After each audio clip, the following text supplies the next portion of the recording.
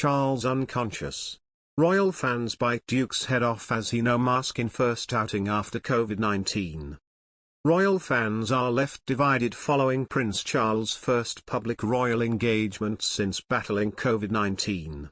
Prince Charles, the Prince of Wales and the Princess Royal presented the Queen's anniversary prizes for higher and further education during a ceremony at St James's Palace on Thursday. During the event, Prince Charles seemed in high spirits as he was smiling when drinking tea from a saucer as he spoke to guests with his royal sibling Anne. While he was certainly enjoying his return to normal life following a period of self-isolation, fans and critics began to condemn the Prince of Wales for not wearing a mask, especially since this was the second time he contracted the virus. One angry user wrote, "COVID no to and no mask. Why?" A second commenter raised the same concern and said, if his 5-day quarantine is over, shouldn't he remain masked to protect others? Another person commented, "I'm not being funny, but I wouldn't want to shake Charles's hand after having COVID. In fact, I wouldn't want to shake anyone's anymore." Recently, Scotland Yard has launched an investigation into the cash for honours scandal plaguing Prince Charles' charity the Prince's Foundation. The probe comes after the foundation's former chief executive Michael Fawcett stepped down last year amid accusations of promising to secure a knighthood and British citizenship for a Saudi donor. A spokesman for Charles insists he knew nothing about Fawcett's alleged actions. Royal experts fear cash for honours allegations will see Prince Charles lumped together with Prince Andrew and tarnish the monarchy's reputation even if he is cleared of wrongdoing by the police.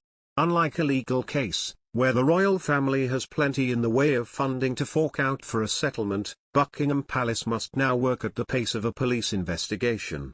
And unlike in the Prince Andrew case, which involved what many have called a rogue royal who has now been stripped of his official titles, the latest scandal involves the direct heir to the throne.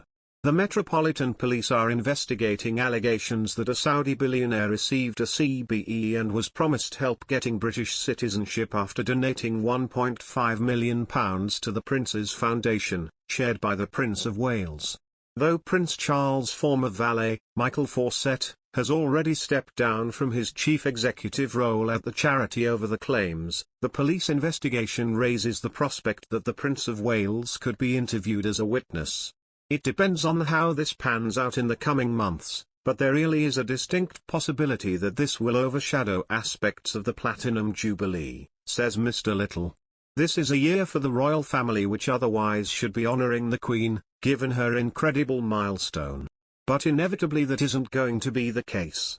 Depending on the outcome of the investigation, the Prince Charles saga has the capacity to be hugely damaging to the monarchy and the reputation of the Prince of Wales. You kind of think, well, what next? The Prince of Wales, who presented Saudi billionaire Mahfouz Mareh Mubarak bin Mahfouz with his CBE at a private ceremony at Buckingham Palace in 2016, has denied any knowledge of an alleged cash for honours deal, but has agreed to speak with police if asked. The Met have also been handed documents relating to Mr. Mahfouz's affairs with the Prince's Foundation, and could spend months raking over them, leaving a black cloud over the Jubilee months. In any case, Prince Andrew's settlement with Ms. Giuffre hardly spells the end of the matter. Firstly, there is the question of money, says Nigel Cawthorne, royal expert and author of Prince Andrew, Epstein, Maxwell and the Palace.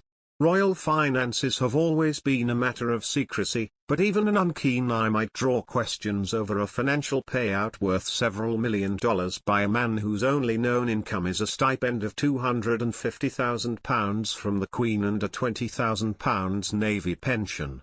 Reports have suggested that the Queen herself may have to foot the bill from her private Duchy of Lancaster estate. Having to pay for her disgraced son is hardly what the Queen will want to be doing in her Jubilee year, says Mr. Cawthorne. In her